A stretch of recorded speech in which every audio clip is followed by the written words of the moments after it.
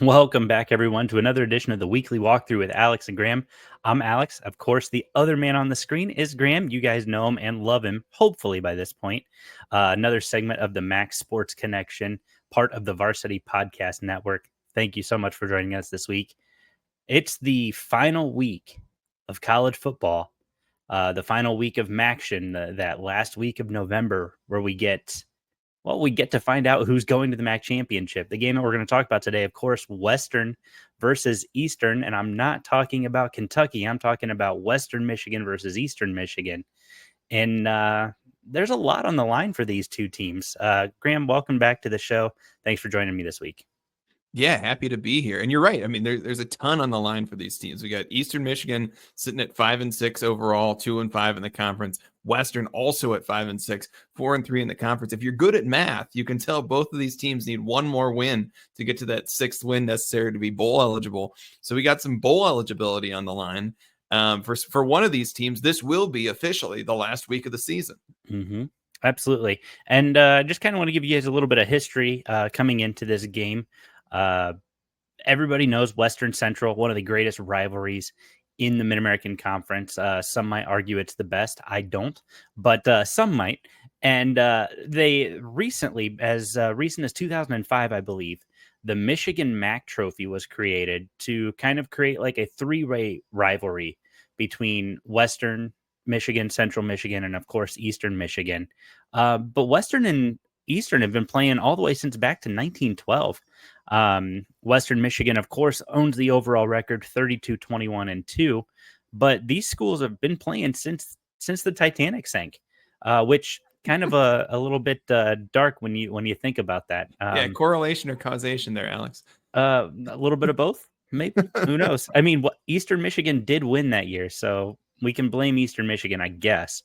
Yeah. But Eastern Michigan won that first one. They actually won 3 of the first 4 before there was a tie in 1929. There's a huge gap of time where they didn't play. But for the most part, this has been all Western. This has been a kind of a one-sided, quote-unquote, rivalry. But it's been a lot more interesting since they've created this this directional, the Michigan MAC Trophy.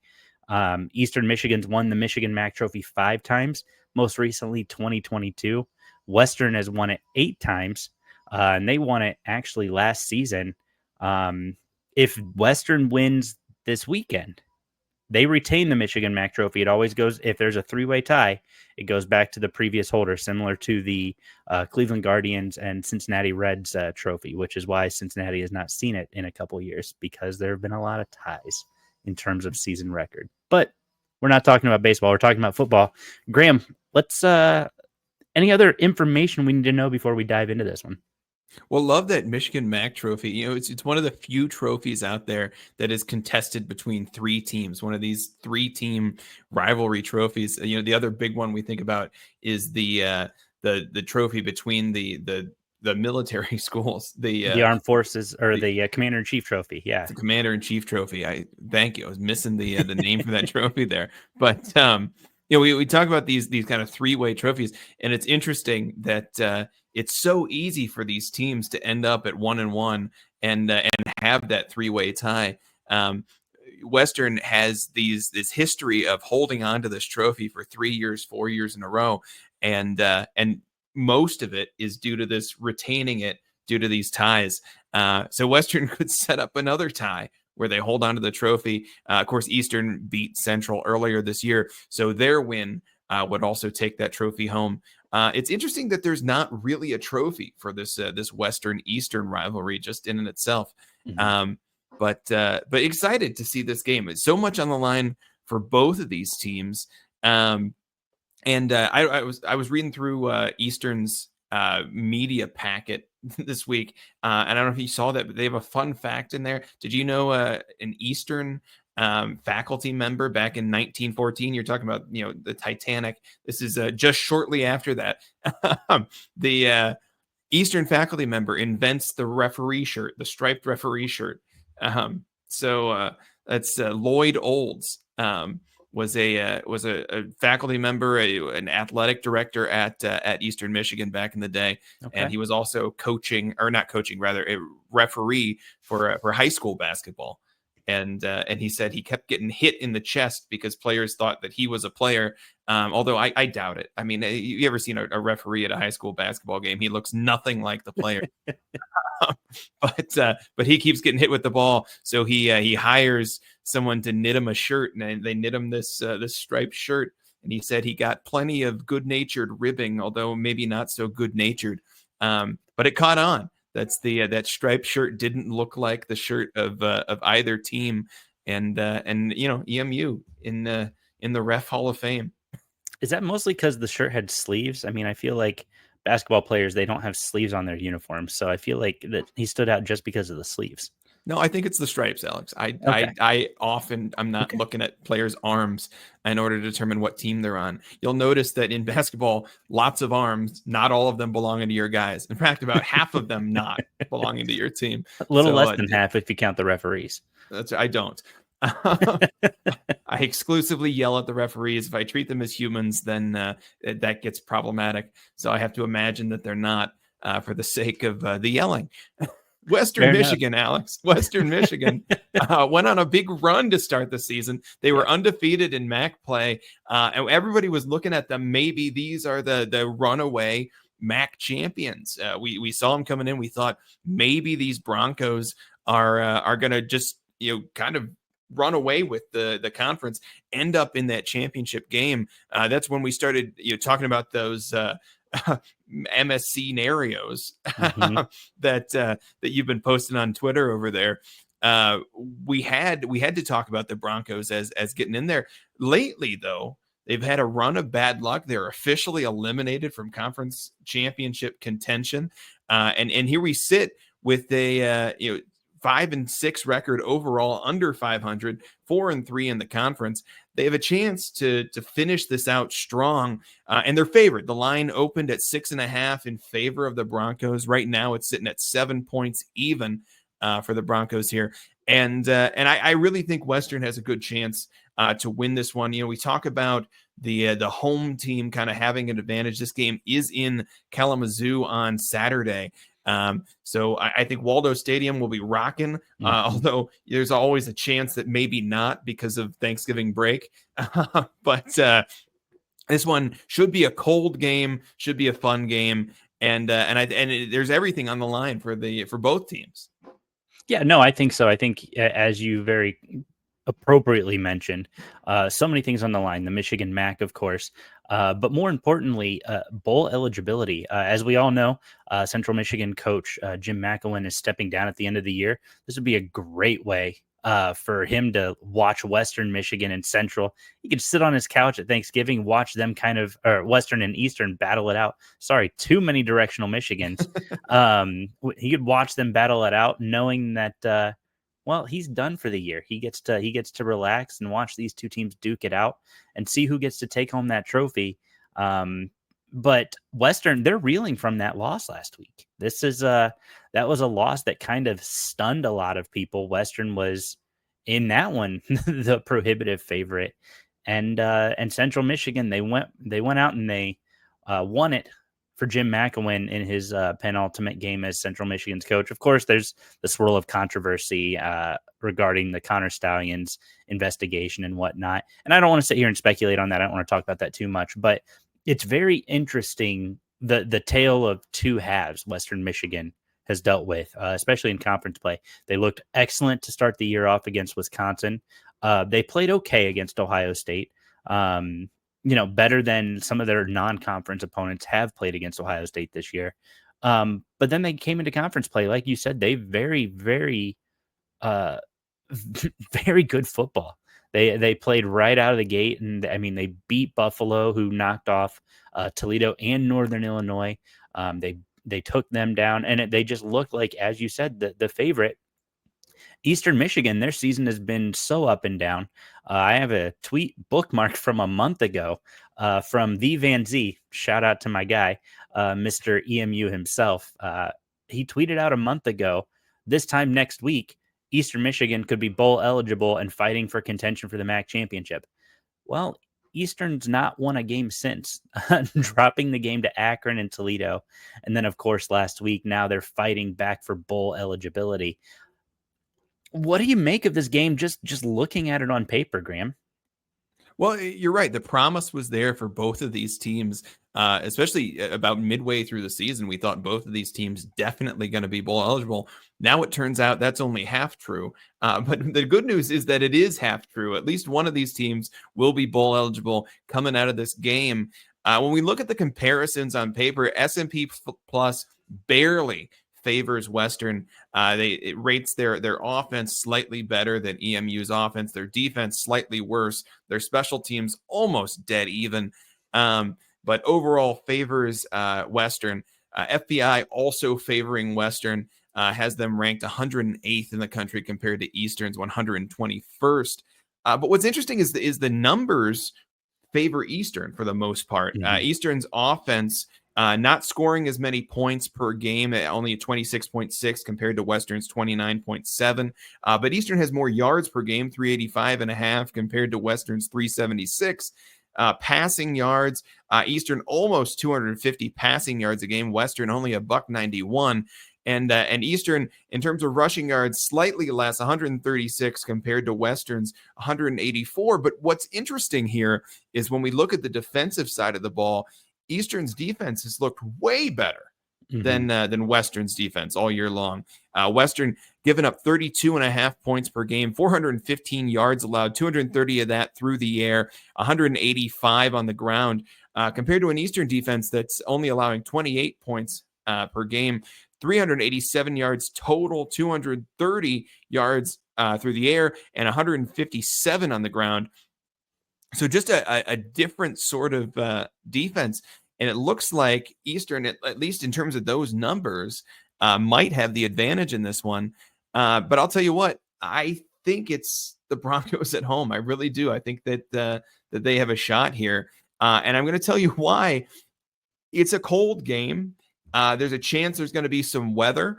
And the big news here is that Western is a team who can get it done on the ground. Leading the way for this Western Broncos team is running back Jaden Nixon, who has 79.8 yards per game. That's fourth in the conference. Jalen Buckley, also no slouch at 69.3 yards per game. That's ninth in the conference. Nixon leads the conference in rushing touchdowns with 12, and he's second in the MAC in total rushing yards with 878. So this Jaden Nixon has the ability to score, to put the ball in the end zone, and that rushing attack is going to be really important on Saturday. Well, and I think you're absolutely right. The ground game is the key component to this weekend. Although I do want to point out Cole Snyder, who has put up 2,600 yards on the year, has looked pretty good. I mean, he's had a few more picks than he would like for Eastern, but he leads the conference. He's arguably the best quarterback in the conference purely off of passing yards. And he's shown he's the gunslinger in the MAC this year, sitting at number one. Whereas Hayden Wolf, who has looked great throughout multiple games this year, he's sits at seventh right now at almost 2,100 yards. I'm a big fan of what Cole Snyder's done, and you were just talking about these defensive numbers, and I'm pulling that back up right now on my little my fancy little spreadsheet that's not that fancy. Eastern Michigan, yeah, they sit there at 229 passing yards a game, but Western Michigan's giving up 230 passing yards a game. Well, let me tell you, Cole Snyder's averaging 235 a game, so he's right on the money. And when Western sits at ninth in the conference in passing defense, that tells me that maybe for Western, this will be a ground game, but for Eastern, this is going to be an air raid. This is going to be an opportunity for them to come out. And they've got three of the top 11 receivers in the conference, paced by Orange Singleton, who has 639 yards on the season, 2 scores, but he's averaging almost 60 yards a game. Terry Lockett Jr. sits at number 8 in the Mid-American Conference. He's averaging, again, almost 60 yards a game, but he's got 651 yards on the season and 5 touchdowns. These two, this is a dynamic wide receiver duo who they don't need to get all the catches. In fact, Eastern Michigan's got a bunch of guys in the top 50 in the conference. And that's a sign that Cole Snyder can pass this ball around and get it to a lot of his players. You don't need to rely on one bell cow when you've got a lot of mouths to feed. Cole Snyder is a smart enough and talented enough quarterback. I mean, good Lord, he's a senior. He knows who his guys are. He knows who he can trust. Chris Creighton has done a great job coaching him up, building him up in this system after transferring in from Buffalo. This is a guy who understands what he needs to do. And I really believe that this is going to come down to ground game for Western versus passing game for Eastern. Well, certainly those have been the strengths of each of these offensive schemes. You mentioned Chris Creighton, one of the longest tenured coaches in the MAC, losing out to Miami as Chuck Martin by just 3 days. Do you know that? That's wild. Got hired 3 days after Chuck Martin, so he misses out on the longest tenure in the MAC by just 3 days there. You're mentioning this passing game from Eastern, which has been impressive all year long. A few great receivers for Eastern, as well as an excellent quarterback. But I'm going to go back to the fact that this game has taken place at the end of November in Kalamazoo, Michigan. The projected weather at start time, we're looking at around 28 degrees, so cold game. There's about a 20% chance of snow throughout the game, with wind gusts right around 11 miles per hour. This is going to be a hard game to throw the ball in, Alex, and I think that's going to favor the ground attack of the Broncos. The Broncos who can keep the ball on the ground, but don't count them out through the air either. Hayden Wolf has done just a fine job passing when needed in this Western Michigan offense. He has 2,088 passing yards that you mentioned.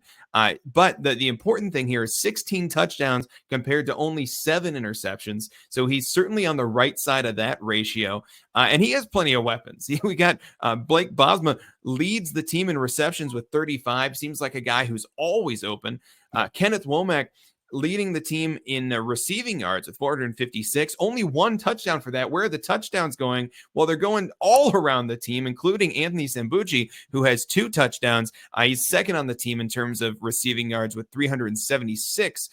So this is a team who spreads the ball out on offense in terms of scoring and then hands the ball off to Jaden Nixon, who punches it in the end zone as well.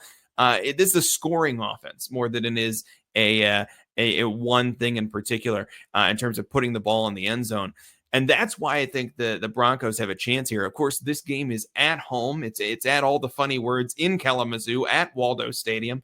And it's not going to be hard to find somebody who can put the ball in the end zone for these Broncos. I think to your point, you mentioned the ground game, and you're right. Cold weather and rain. Those are, in my opinion, some of the great equalizers in college football, specifically rain, snow, things like that, because it forces you to rely on one dimension of your program. But you failed to mention Delbert Mims, which why would you? You're talking Western Michigan here. Delbert Mims paces Eastern Michigan, the senior running back.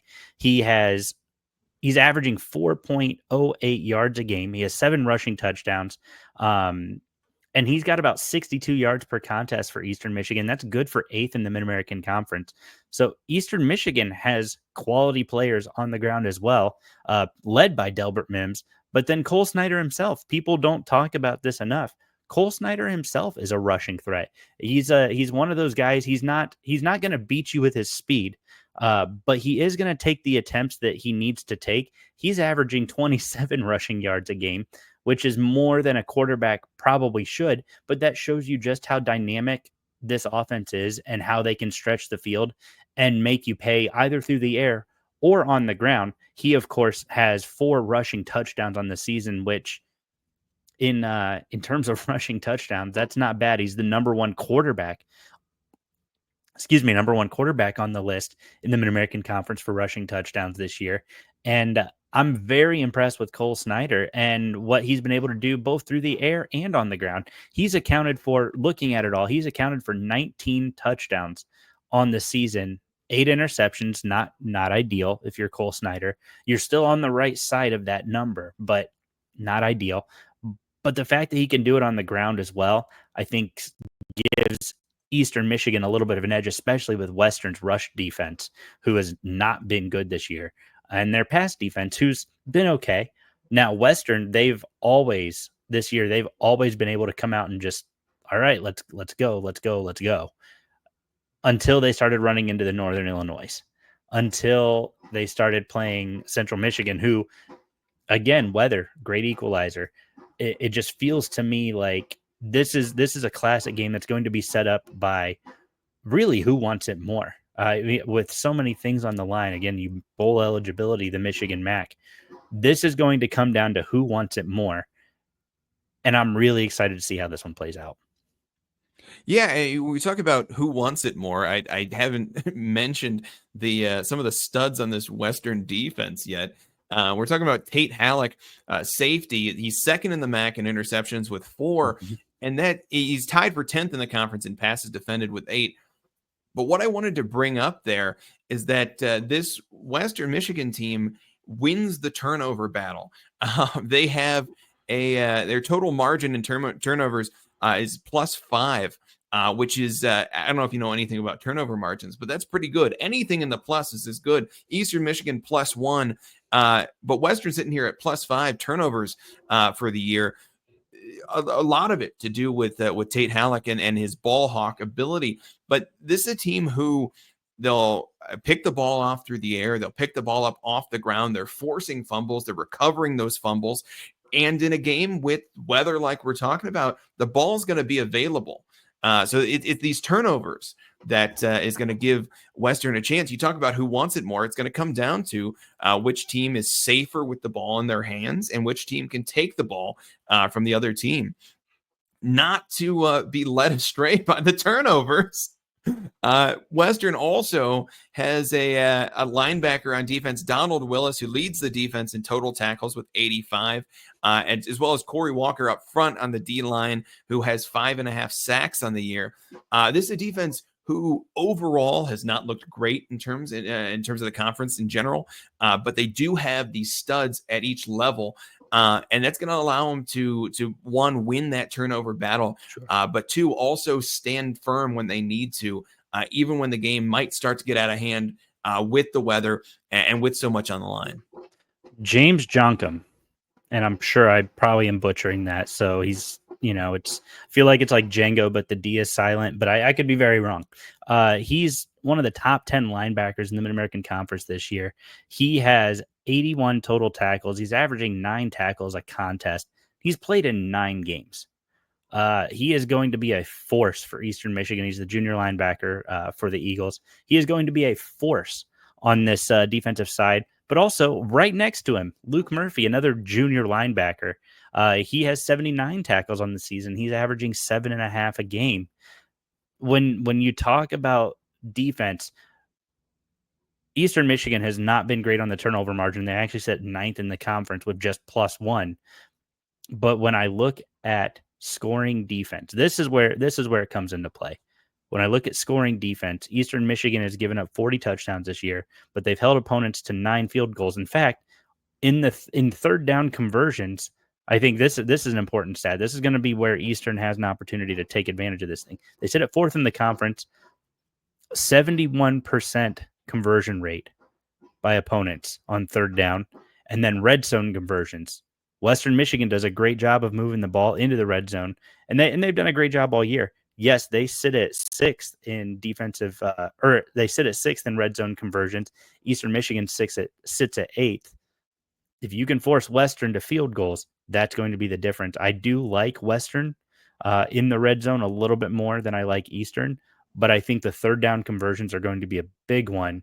If Eastern Michigan can force them to 3rd and long and, missing on a few of those conversions, that's going to be the key point. But it starts with James and Luke anchoring this defensive side. Well, this game is on Saturday. It's November 30th at 1:30 in Kalamazoo. This game is going to be covered on ESPN Plus. Game starts slightly later than that other big game you might be watching on Saturday. So maybe you tune in at the end of it after that game has ended. But us MAC fans, we're going to be watching this one. Definitely not on any other games on Saturday. But Nope, this is a not at big all. one. Alex, I think I'm ready to make my pick. Are you ready to make your pick? You got more things you want to talk about these Eagles? Give me your pick. We've got to get these Eagles and Broncos ready for Thanksgiving. So give me your pick. There we go. Well, I think you know where I'm going with this one, but I'm going to channel my inner Lee Corso and say, let's go Broncos. The hat doesn't fit with the headphones. I got to go headphones and then hat. But I anyway, there's love a it. hat there. Let's go I love it. Broncos. I'll put the old chin strap on. It's really funny you did that because prior to this segment, I was looking for my Eastern Michigan hard hat that I was ready to put on Lee Corso style and say go Eagles. So pretend it's there. Big block E on the gray helmet there. But of course, I'm going Eagles on this one. It should be a great battle. So much on the line. Michigan Mac and bowl eligibility. I'm really, really looking forward to this one. But before we get on to our next segment, though, Graham, I got to ask you, have you checked out the Varsity Network app by Lairfield? I know you know this, and I know our listeners all know this. The app is free to download, the Apple App Store, the Google Play Store, but you can listen, and a lot of people haven't figured this out yet. I still get people asking, Alex, tell me more about this app. You can listen live to all of your favorite calls from all of your favorite schools. If you're a Western Michigan fan listening to this right now, you could download this app and you can listen to your broadcast team call this game. If you can't be in front of a TV on Saturday, which, maybe your friends and family want to watch that other game going on down here in Ohio, you can listen to the calls live through the Varsity Network app. Not just the MAC and not just football, but you can listen to basketball. You can listen to baseball. You can listen to all sorts of sports across every school, across every conference in Division I college athletics. So you're a Big Ten fan, maybe you're watching the Western Michigan game, but you want to keep an eye on those Ohio State Michigan scores. You can listen to the broadcast team through this app. You can sign in, you can save your favorite schools, sports, and much more. You can also find hundreds of great podcasts, such as the Max Sports Connection. Hopefully, you guys think it's great. But you can also find the Group of Five guys. You can find the Sickos Committee, and many more podcasts are all available for free to listen to through this app. So make sure you guys download that app today. Listen, save, sign in, create your accounts. It's very well worth it. Graham, I know we've talked about it before. I simply love this app, and I think you guys will too. Yeah, there's something great about audio broadcasts when it comes to sports. There's something, it feels a little bit closer to home. Feels a little bit like you're almost at the game that way. I feel like when we watch on TV, we get a lot of those stats and those pop ups and those commercials and everything else that kind of takes you out of it. And I think just listening to a voice kind of keeps you locked into the game. And the Varsity app is great for that. Yeah, I agree. And it's like I said, it's free. So make sure you guys are downloading that. Now, Graham, we've got our final our ultimate final games of 2024 for the regular season for Maction. And there's plenty on the line for 4 of these teams. So we'll start with the teams that aren't in title contention. We'll start here with Toledo versus Akron on Tuesday, November 26th. ESPN2, 7 o'clock. They're at Infocision Stadium. Toledo by -8, or Toledo by 8, rather. Quick thoughts on this one? Oh, well, this game taking place in my backyard, really Literally nothing in your on the backyard. line. Really nothing on the line for either of these teams. Toledo is already bowl eligible. They're already eliminated from MAC championship contention. Akron, the opposite, not bowl eligible. No chance to become bowl eligible in this game. This game is home for Akron at Infocision Stadium. I got the Zips in this one. I know Toledo's favored. Toledo is the better team here, but I think Akron has a little bit more to play for, and that's going to be the difference for these Zips. Moving on to Saturday, like I said, we'll round back to the 4 eligible teams for the MAC championship. Central Michigan at Northern Illinois. Central Michigan, of course, Jim McEwen is retired. He will be done at the end of the season. Thomas Hammock, they're looking at trying to go back to another bowl, get another bowl win.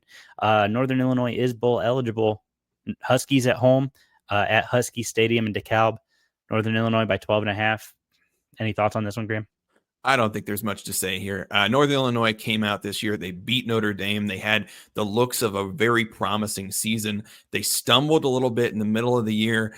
At the end of the year, they've looked kind of okay, and I think that's more appropriate given this team. Whether or not they're good or bad, I think they're more okay here.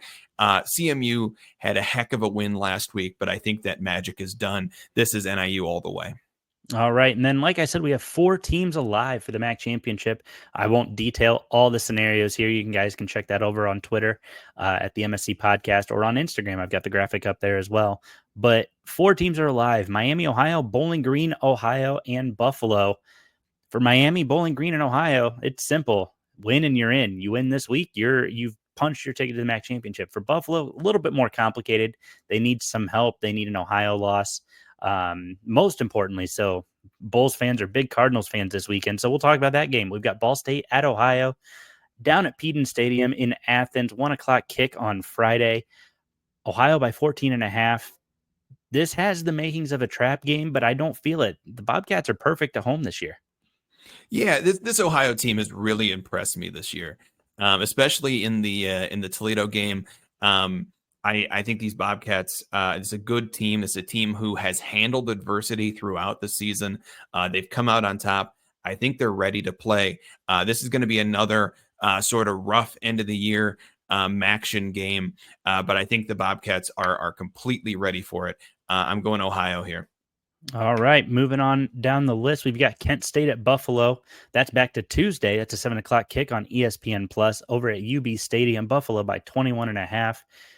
Buffalo needs this win. They have no scenario where they can make the MAC championship with a loss. Any thoughts here? We've seen Kent State got blown out by 21 to Akron last week. I think we know where this one's going. Well, it's so funny. Normally, I would say that any team in college football has the chance to win a game a season. You would expect them to get one lucky win, and Kent State hasn't gotten it yet. So maybe this is your time. But another Lee Corso, not so fast. This is the Buffalo Bulls all the way. Buffalo needs this win to remain in MAC championship contention.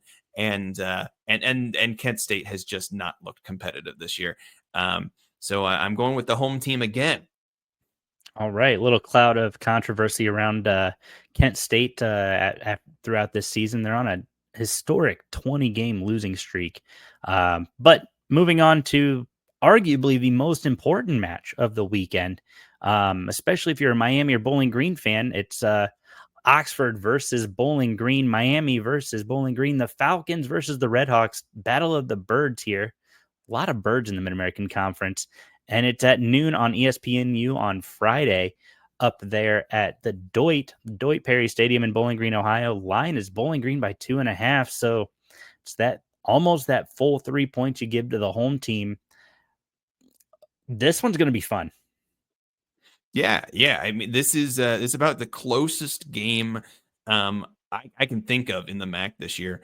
Coming into the game, I really don't know which of these teams has an advantage.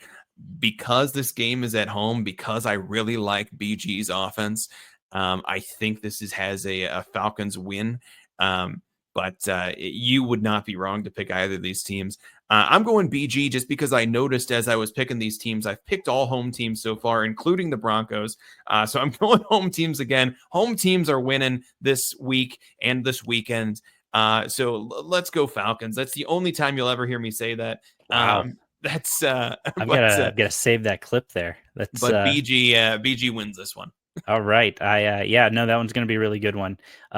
Before we wrap it up, Graham, do you have anything else you wanted to give to the listeners before we sign off? Nothing at all. Have a wonderful Thanksgiving and watch some football. Absolutely. Thank you guys so much for tuning in. We'll see you next week when we know the participants of the MAC championship game. Like I said, you can check out all the MS scenarios over on Twitter, Instagram, whatever. Thank you guys so much for tuning in. Have a great Thanksgiving, and we'll see you guys back here next week.